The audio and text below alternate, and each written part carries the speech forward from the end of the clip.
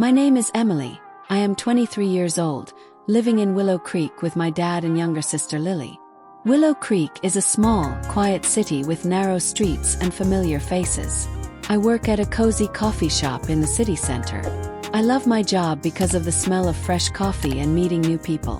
One cold, rainy October morning, something unusual happened to me. I woke up early for my cafe shift. On my phone, I saw a strange message from my best friend Sophie. The message said, "Emily, please come to the train station today. 11 a.m., platform 5. I really need you." Sophie's short message worried me because she usually sends long texts. I called her, but her phone was switched off. It was already 9 a.m., and I had just 2 hours to get ready. I wore my favorite jeans, a blue sweater, black boots, and grabbed my raincoat and umbrella. My dad was making breakfast when I told him Sophie needed me at the station. He looked worried and told me to be careful. The rain was pouring as I walked to the bus stop. I got on a crowded bus, squeezing near the door. The windows were foggy, and I watched the blurry city pass by. After 30 minutes, I reached the train station. The station was huge, noisy, and full of rushing people. Took me 10 minutes to find platform 5. Sophie wasn't there, and I waited 10, 15, 20 minutes. Worry grew inside me as I looked around. I noticed a young boy sitting alone on a bench. He looked sad, holding a small bag tightly.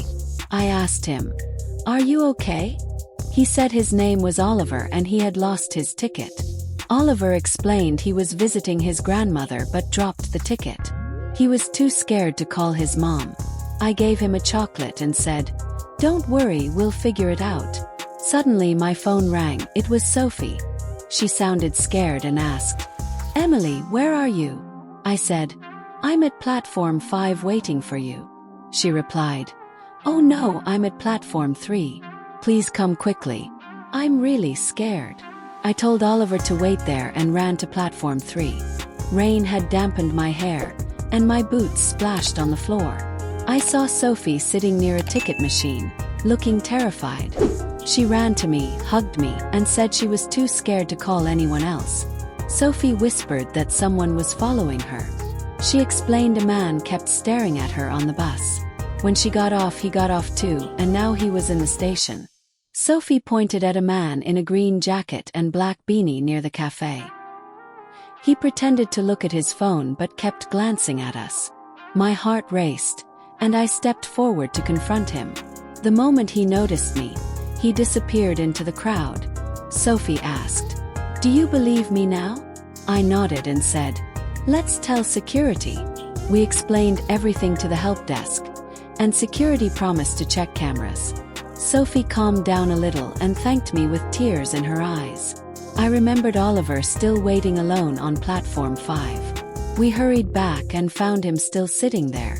Sophie stayed with Oliver while I went to the ticket counter. I told the lady about Oliver, and she kindly contacted his mother. Oliver's mom rushed in and hugged him tightly with relief. She thanked us again and again for helping her son. My heart felt warm seeing their reunion. Sophie and I finally left the station in the rain. We shared my umbrella and walked together through puddles. We stopped at a cafe, ordered tea, and sat down to breathe. Sophie admitted she thought her ex-boyfriend might be behind the stalking.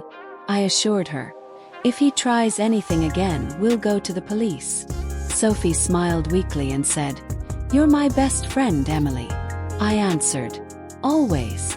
That night when I got home, Dad hugged me and said, "You're my brave girl." Lily said she wanted to be like me when she grew up. Their words filled me with pride and love. A week later, I was working at the cafe when someone called my name. It was Oliver and his mother, smiling at me. They brought me a small box of homemade cookies to thank me. I felt so happy to see them again. That day, I realized something important. Life will always have scary and confusing moments, but kindness, courage, and helping each other make us stronger. No matter how heavy the rain, we can always find a way through together. Thanks for watching PastQuest. If you enjoyed the journey into history, don't forget to like, share, and subscribe for more amazing stories from the past. See you in the next quest.